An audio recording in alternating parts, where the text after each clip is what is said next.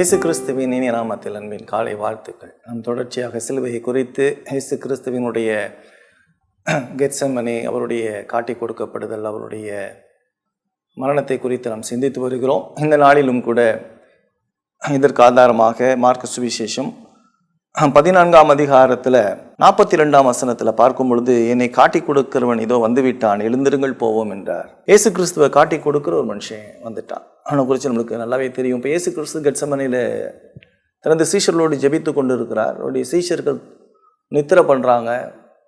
அவர் சொல்கிறார், என்னோட கூட 1 மணி நேரம் ஜெபம் பண்ணுங்கிறாரு. ஆனால் அவங்க தூங்கிட்டாங்க. அப்போ அவர் சொல்கிறாரு, மாம்சம் பலவீனமானது, ஆவியோ உற்சாகம் உள்ளதுன்னு சொல்கிறார். அவர் 3 முறையும் ஜெபம் பண்ணிட்டு வந்து சீஷர்களை எழுப்பி, வாங்க போகலாம், என்னை காட்டி கொடுக்கிறவன் வந்து விட்டான் என்று சொல்லுகிறார். யூதாஸ் அங்கே வருகிறான். அங்கே பிரதான ஆசாரியர்கள், ஜனத்தின் மூப்பர்களால் அனுப்பப்பட்ட ஒரு திரளான கூட்டத்தோடு யூதாஸ் வருகிறான்.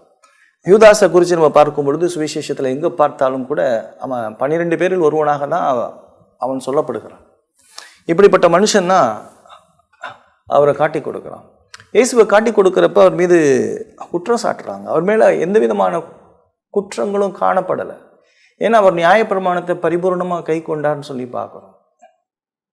மேலும் நம்ம பார்க்கும் பொழுது ரோம சட்டத்தையும் அவர் கை கொண்டார் பரிபூர்ணமாக. அவரை சோதிக்கும்படி கேட்குறாங்க, வரி செலுத்துறது சரியா தப்பா அப்படின்னு சொல்லி கேட்குறாங்க. ஒரு காசை எடுத்து இதை சொருபம் யாருதுன்னு கேட்குறார். ராயனுடையதுங்கிறார். இப்போ ராயனுடையதை ராயனுக்கும், தேவனுடையது தேவனுக்கும் கொடுத்துருங்கன்னு சொல்கிறார். மேலும் அவருடைய வாழ்க்கை ஒழுக்கமான வாழ்க்கை வாழ்ந்தார். பிலாத்து சொல்கிறான், அந்த ட்ரையலில் சொல்கிறப்ப சொல்கிறான், இவரிடத்துல நான் ஒரு குற்றமும் காணலையே அப்படின்னு சொல்கிறார். என்ன புரிதல் யோசித்து பாருங்கள். இயேசு கிறிஸ்து உங்களுக்காகவும் எனக்காகவும் மரிக்கிறப்ப அவரிடத்துல எந்த விதமான பாவமும் குற்றமும் எதுவுமே இல்லை. அவர் நியாயப்பிரமாணத்தை கீழ்ப்படிந்தார், ரோம சட்டங்களை கை கொண்டார், ஒழுக்க ரீதியாக வாழ்ந்தார், ஒரு பூரண புருஷராகவே அவர் இருந்தார் என்று பார்க்கிறோம்.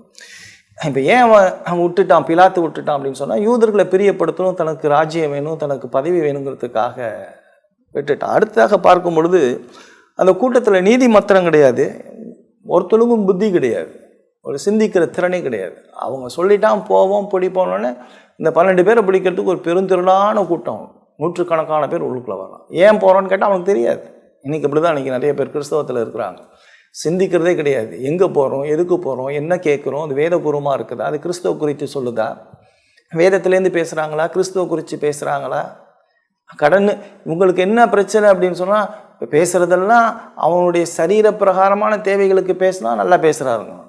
இயேசுவை குறித்து பேசுகிறதாங்க நல்லா பேசுகிறது. இயேசுவை குறித்ததான காரியங்கள் மட்டும்தான் ரட்சிப்பை கொண்டு வரும், மரணத்துக்கு பின்னால் வாழ்க்கையை கொண்டுட்டு வரும். இதை குறிச்செல்லாம் நம்ம சிந்திக்கிறதே கிடையாது. இந்த உலகத்தில் நான் நல்லா வாழணும், இதுதான் புத்தி இல்லாத ஒரு கூட்டம். அடுத்தது பார்த்திங்க அப்படின்னு சொன்னால் அது கோலத்தனமான ஒரு கூட்டம். எப்படி கோலத்தனமான கூட்டம் அப்படின்னா, பகல்லே ஒருத்தனும் வந்து பிடிக்கல, அவன் ராத்திரியில் பெரிய திரள் கூட்டத்தை கூட்டிகிட்டு வந்து, இது ஒரு கோலத்தனம். அந்த கோலத்தனம் வந்து எப்பொழுதுமே, இந்த கோலையை பார்த்திங்க அப்படின்னு சொன்னால் அவன் எப்பொழுதுமே அவன் பயப்படுவான். கோலத்தனம் வந்து பயத்தை கொடுக்கும், கோலத்தனம் வந்து குற்ற உணர்வை கொடுக்கும், கோலத்தனம் வந்து அநீதியான காரியங்களை செய்யும். கோலத்தனம் உள்ளவன் எப்படி இருப்பான் அப்படின்னு சொன்னால், வெளியில் தெரிஞ்சிருங்கிறதுக்காக என்ன செய்வான்னா பாதுகாப்பை தேடுவான். அவனுக்கு எதாவது சப்போர்ட் இருக்கணும். தான் செய்கிறத நியாயப்படுத்துறதுக்கு யாராவது ஒரு ஆளை கூட்டிக்கிட்டே இருப்பான். நியாயம் செய்கிறவன் வந்து எதுக்கு எவனை கூப்பிட்டுட்டு இருக்கணும், எவனையும் கூப்பிடணும்னு அவசியமே கிடையாது. டெலிபரேட்டாக அவன் செஞ்சுட்டு போவாங்க. தான் செய்கிறது சரிங்கிறதுக்காக யாரையாவது போய் அப்படியே தொங்கிக்கிட்டு பின்னால் நின்றுக்கிட்டே இருப்பான். இது கோலத்தனம் அன்னைக்கு இருந்துச்சு. இப்போ இதை காட்டி கொடுக்குறவன் வந்துட்டான். அவன் என்ன செஞ்சான் அப்படின்னு சொன்னால், முத்தம் கொடுத்து அவரை காட்டி கொடுத்தான்னு சொல்லி பார்க்குறோம். முத்தம் யாருக்கு கொடுப்பாங்க அப்படின்னு சொல்லி பார்த்தீங்கன்னா, நண்பர்களுக்கு தான் கொடுப்பாங்க. இவன் இயேசு கிறிஸ்துவோட 3 வருஷம் வாழ்ந்தவன். இவனுடைய வாழ்க்கையில் பிசாசு புகுந்த உடனே அவனுடைய வாழ்க்கை எப்படி போச்சு அப்படின்னு சொன்னால், அவருடைய போதனையை குறித்து அவன் சிந்திக்கலை, அவருடைய வாழ்க்கையை குறித்து சிந்திக்கலை, அவருடைய நடத்தையை குறித்து சிந்திக்கலை, அவருடைய அற்புதத்தை குறித்து சிந்திக்கலை. அவன் என்ன செஞ்சிட்டான்னா, அவர் செஞ்ச எல்லா நன்மையும் மறந்துட்டான். இன்னைக்கு அநேகர் அப்படி தான் இருக்கிறாங்க. ஏன் உன் வாழ்க்கையில் அநேகர் உன்னை ஏமாற்றுறதெல்லாம் யாரும் உன் கூட இருக்கிறவன், உன்னை நம்பினவன், ஃப்ரெண்டாக இருக்கிறவன், இன்னைக்கு எவ்வளோ பேரை நீ ஏமாற்றிட்டு இருக்க? எவ்வளோ பேருடைய வாழ்க்கையில் உண்மையற்று நீ காணப்படுகிற? யூதாஸை போல எவ்வளோ மோசமான ஒரு வாழ்க்கை வாழ்ந்துட்டு இருக்க.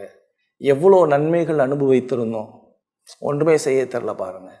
அநேக பேர் வந்து பிரச்சனைன்னு வந்துருச்சா, செஞ்ச நன்மை என்னெல்லாம் நடந்துச்சுலாம் சிந்திக்கவே மாட்டான். அவன் சிந்திக்கிறது எல்லாம் கெட்டதை மட்டும் சிந்திப்பான். இந்த 3 வருஷம் இயேசு செஞ்ச நன்மைகளே சிந்திக்காமல் அது 30 வெள்ளிக்காசுக்காக யார் கூட சேர்ந்து யாரை காட்டி கொடுத்தான்னு யோசிப்பாங்க. ரொம்ப மோசமான ஒரு சூழல். இப்போ இயேசுக்கு எப்படி இருந்திருக்கும் அந்த மனநிலை?